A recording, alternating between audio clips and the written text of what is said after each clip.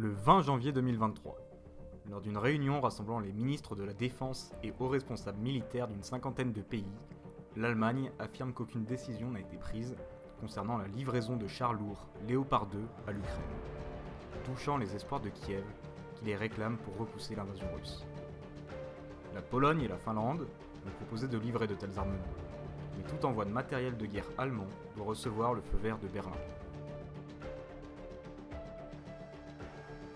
Cette séquence démontre la difficile coordination des pays occidentaux dans leur soutien en matériel militaire à l'Ukraine. Revenons dans cette vidéo sur le déroulement de la guerre en Ukraine, le rapport de force établi et les perspectives futures du conflit.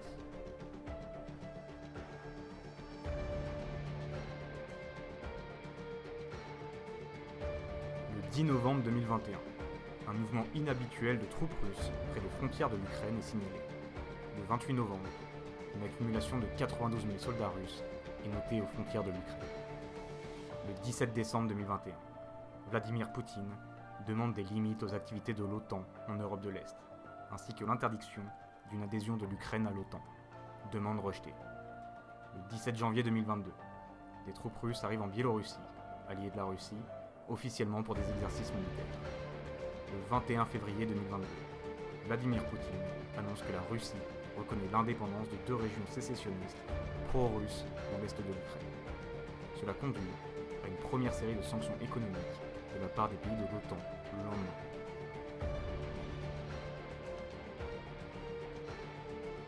Le 24 février, Vladimir Poutine s'exprime à la télévision russe, indiquant qu'il a décidé de lancer une opération militaire spéciale pour désarmer et dénazifier l'Ukraine.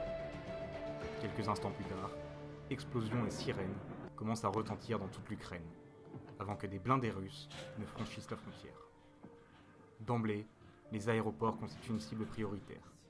Dans la journée, les forces russes prennent le contrôle de la centrale de Tchernobyl, à quelques kilomètres de la frontière avec la Biélorussie.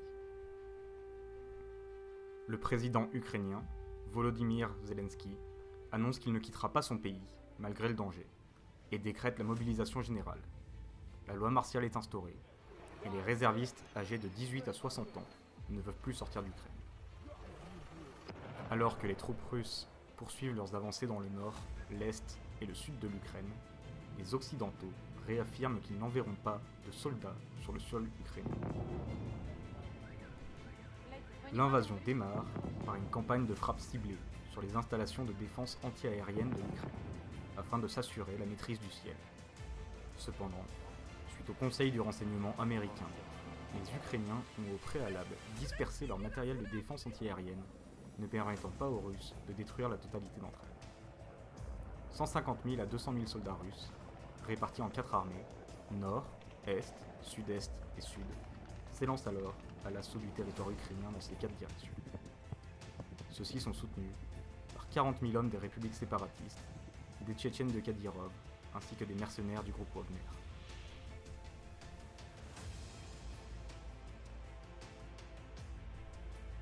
Après une phase d'avancée rapide dans toutes les directions, les forces russes échouent à s'emparer des principaux centres urbains au nord et à l'est. L'état-major ukrainien a en effet basé sa stratégie sur la défense des villes majeures, plus difficiles à conquérir pour une armée se reposant sur des chars et une artillerie massive.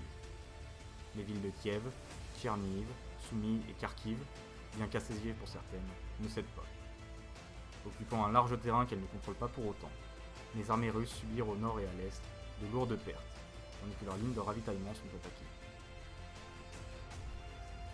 Alors que des pourparlers de paix laissent espérer une fin rapide du conflit, les forces russes annoncent début avril se retirer du nord de l'Ukraine en guise de bonne volonté. Les experts militaires indiquent qu'il s'agit plus probablement d'un redéploiement de troupes affaiblies dans le Donbass où va se concentrer la prochaine phase d'attaque russe. Cette offensive russe dans le Donbass est d'abord une offensive des feux, avec un écrasement des positions ukrainiennes grâce à 2400 pièces d'artillerie et plusieurs centaines de sorties aériennes quotidiennes. Bien que laborieuse, l'avancée russe dans le Donbass est incontestable, les pertes humaines étant estimées entre 50 et 100 morts par jour côté ukrainien, probablement plus côté russe. A noter que dans le milieu militaire, on estime que pour chaque mort, il faut compter 3 blessés. Entre la mi-juin et le début du mois de juillet, l'armée russe, au prix de lourdes pertes, s'empare des villes jumelles de Lysychansk et Severodonetsk, chacune peuplée d'environ 100 000 habitants avant la guerre, et achève ainsi la conquête de la totalité de l'oblast de Lugansk, à l'exception de quelques villages encore aux mains des Ukrainiens. Cette conquête territoriale a considérablement essoufflé et affaibli les deux co-belligérants. Suite à celle-ci, les pays occidentaux accélèrent l'envoi d'armes à l'Ukraine, dont des lance-roquettes à longue portée comme les HIMARS américains. Ceux-ci permettent de toucher en profondeur les stocks de munitions russes, qui sont vitaux pour approvisionner leur artillerie massive. L'état-major russe annonce alors une pause opérationnelle, tandis que des rumeurs sur la préparation d'une offensive ukrainienne dans la région de Kherson apparaissent. Le 6 septembre, après une préparation de quelques semaines, les forces ukrainiennes lancent une attaque surprise au nord-est de l'Ukraine. Les forces russes présentes y sont très affaiblies, les meilleures unités étant été redéployées dans la région de Kherson où devait avoir lieu l'unique offensive ukrainienne. L'attaque surprend complètement les forces russes et la percée est exploitée immédiatement. Afin de ne pas être repérés par les satellites russes, les Ukrainiens se seraient regroupés aux heures où les satellites n'avaient pas accès à l'Ukraine. Au sud, l'essentiel de l'effort porte dans la campagne d'interdiction, de la part de l'artillerie à longue portée, des forces aériennes ukrainiennes de plus en plus présentes. Cette campagne d'interdiction frappe surtout les dépôts et les axes logistiques russes. Suite à ces contre-offensives, la nomination du général Sergueï Sourovikine à la tête des armées russes en octobre marque un changement dans la doctrine russe. Si auparavant la logique militaire dans les opérations était écartée au profit de la logique politique, action d'éclat, prise de points symboliques, la première décision de Sourovikine est d'abandonner Kherson pour établir une ligne de défense derrière les fleuves. Cette décision, humiliante politiquement, marque néanmoins un point d'arrêt à la contre-offensive ukrainienne dans la région.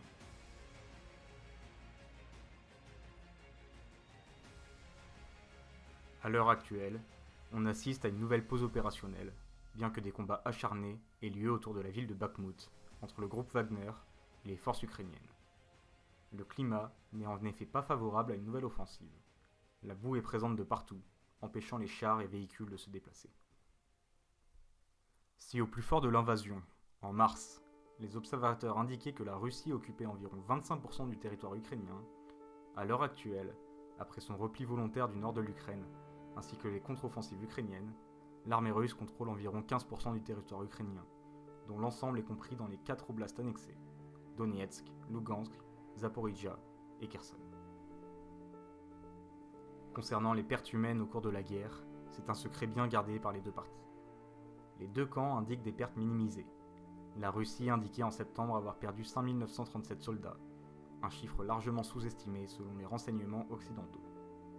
L'Ukraine, de son côté, affirmait jusqu'en décembre avoir perdu entre 10 000 et 13 000 soldats, chiffre encore une fois loin de la réalité.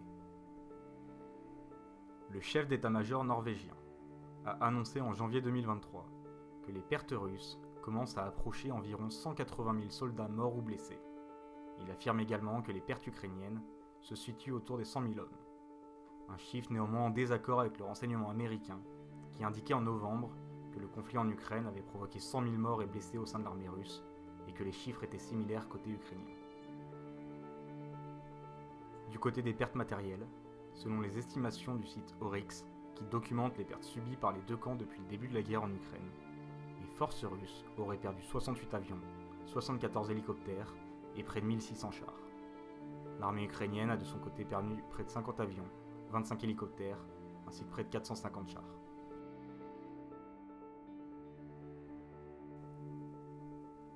Le rapport de force en termes d'équipement sur le terrain est néanmoins toujours favorable aux forces russes, malgré le soutien occidental. La Russie tire ainsi près de 20 000 obus d'artillerie par jour, contre 6 à 8 000 pour les Ukrainiens. La reconstitution des matériels russes se heurte néanmoins à l'embargo occidental sur certaines technologies. L'armée russe ressort du matériel ancien de ses stocks et essaie de produire plus rapidement. Du côté ukrainien, malgré des aides en équipement toujours plus importantes, l'armée ukrainienne manque de munitions.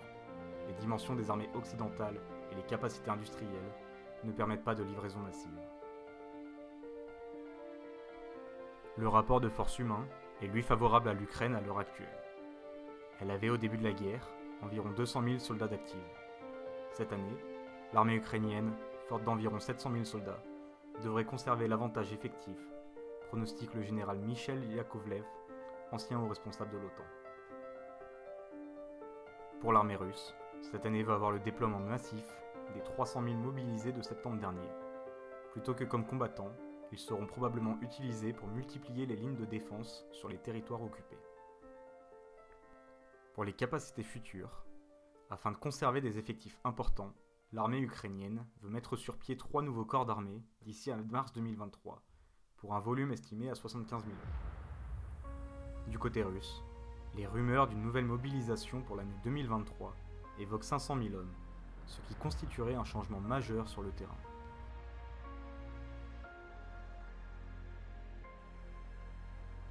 Concernant la suite du conflit, les États-Unis s'attendent à une contre-offensive de l'Ukraine au printemps, pour continuer sur leur lancée de l'automne et gagner du terrain. L'Ukraine devra de toute façon porter le combat au-delà du Dniepr, une barrière naturelle qui les empêche de se porter en profondeur dans la région de Kherson. Si des rumeurs sur de possibles négociations de paix ont fait leur retour à la fin de l'automne, les exigences de chacun sont pour l'heure totalement incompatibles.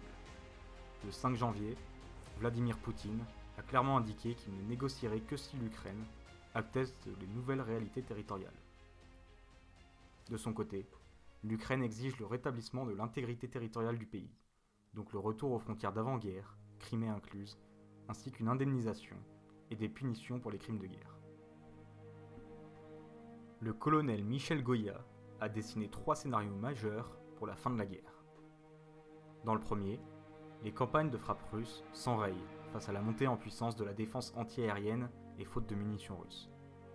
Grâce à l'aide occidentale, qui ne faiblit pas, la mobilisation intérieure est un bon processus d'innovation. Les forces ukrainiennes, supérieures aux forces russes, infligent des coups décisifs et des dislocations de dispositifs. L'Ukraine achève ainsi sa reconquête, même si les pays occidentaux, notamment les États-Unis, ont bien indiqué qu'ils ne souhaitent pas que l'Ukraine frappe la Crimée, par crainte d'une réaction nucléaire russe.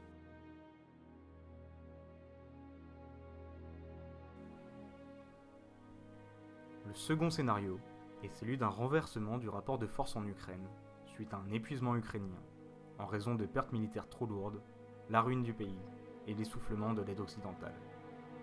De l'autre côté, une mobilisation des ressources humaines et industrielles russes qui réussit, ainsi qu'une bonne réorganisation des forces.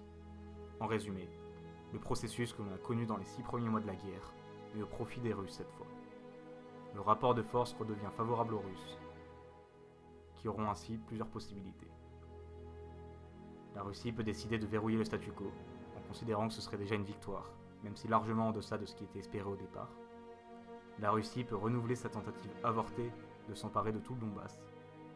Ou alors, si la supériorité est vraiment écrasante, Vladimir Poutine peut même renouer avec les objectifs initiaux de destruction de l'armée ukrainienne, de conquête de Kiev, puis d'occupation du pays. Le dernier scénario est celui où l'effort ukrainien de reconquête se trouve contrebalancé par l'effort russe de mobilisation.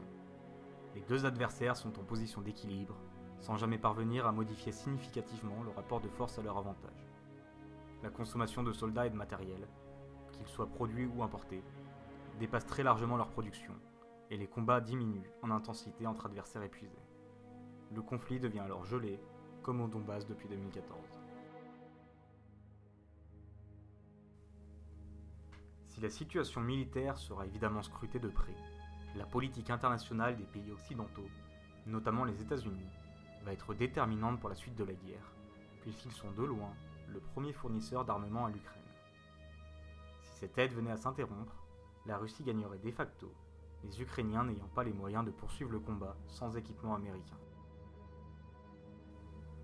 Enfin, la position de pays jusqu'ici neutres, tels que l'Inde, les pays du Golfe ou encore la Chine, pourrait avoir un impact sur la poursuite du conflit s'il venait à suivre les sanctions occidentales vis-à-vis de Moscou. Bien, j'espère que cette vidéo vous aura plu. Si c'est le cas, comme d'habitude, n'hésitez pas à nous laisser un commentaire pour nous dire ce que vous avez aimé, moins aimé ou autre. Je vous remercie par avance et vous dis à bientôt pour une nouvelle vidéo.